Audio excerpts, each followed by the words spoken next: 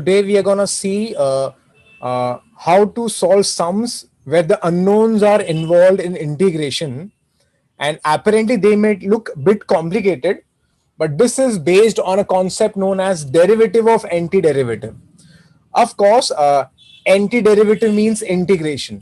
So when you take when the integration is there and when you take a derivative, they cancel each other and you get a function. So the concept name is derivative of antiderivative. That is derivative of integration. Okay. So let's try it out. Okay. So such kind of problems are very common in JEE examination and other examination like BITS, MSTCET, ND the examination. And it may look a bit complicated initially by looking at the problem, because here you're supposed to find the ratio of A's to B, and here A and B are unknown. So it may be very difficult initially to solve this problem, but it will take you 1 minute to solve this, 1 to 1.5 minutes. How? By the concept of derivative of antiderivative. So let's have a look. So I'll do one thing, kids. I'll take a derivative.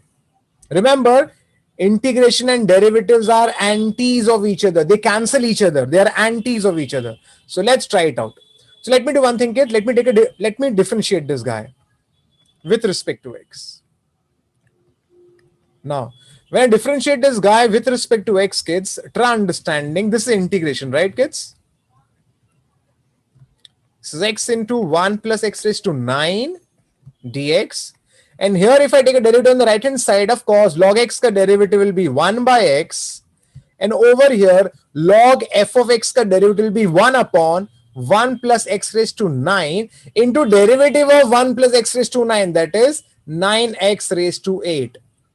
Chain rule, right? More ka to kuch farak nahi padta hai, no issues, okay? And constant derivative is 0. So on the right side, I took the derivative, and here also have taken derivative. Now remember, kids, now this is derivative of antiderivative. Integration is antiderivative.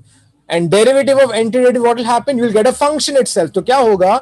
ये cancel करेंगे एक दूसरे को. आपको सिर्फ एक function बचेगा खाली. So you get a function here. 1 minus x raised to 9 upon x into 1 plus x raised to 9. And here it is a upon x. This is b upon 1 plus x raised to 9 into 9x raised to 8. Now, kids, once you reach here, since it's an equality sign, it is true for all real values of x, right, kids? All values is permissible here. So here, let me put x as anything. So let's put x as 1. See the beauty now. The moment I put x as 1, the problem will be solved. Just check it out. 1 raised to 9 will be 1, so 1 minus 1 will be 0. Again, a, x is 1, so plus.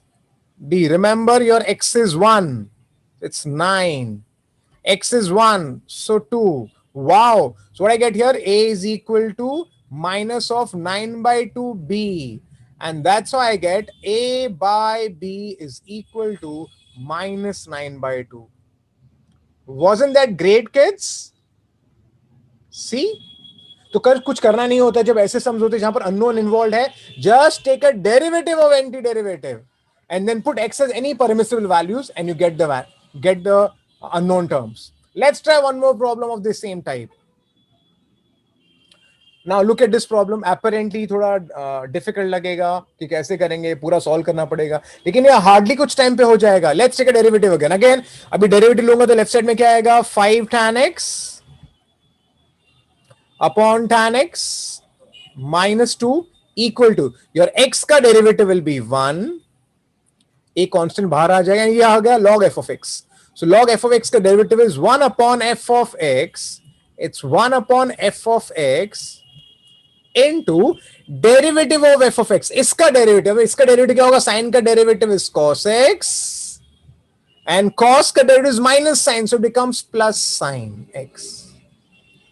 And k is a constant, so derivative 0 ही होगा, of course. और एक बार यहां पहुंच गए, remember हमें तो a ढूंढना है ना. अरे बाबा, put a as any permissible value. So let's put x as any permissible value. So let's put x as any permissible value. Why I can put? Because kids, because in between there's equality sign, so it is true for any permissible values of x. So let's take x as 0. If I take x as 0, on the left hand side I get 0. This is 0 minus 2, 1 plus a. Remember, kids, cos of 0 is 1, sine of 0 is 0, upon sine of 0 is 0, and cos of 0 is 1. So audience, what did I get here? 0 is equal to 1. And now this will be, of course, a. This is minus 2 becomes minus a by 2. So I get here a by 2 equal to 1. So I've got a as plus 2.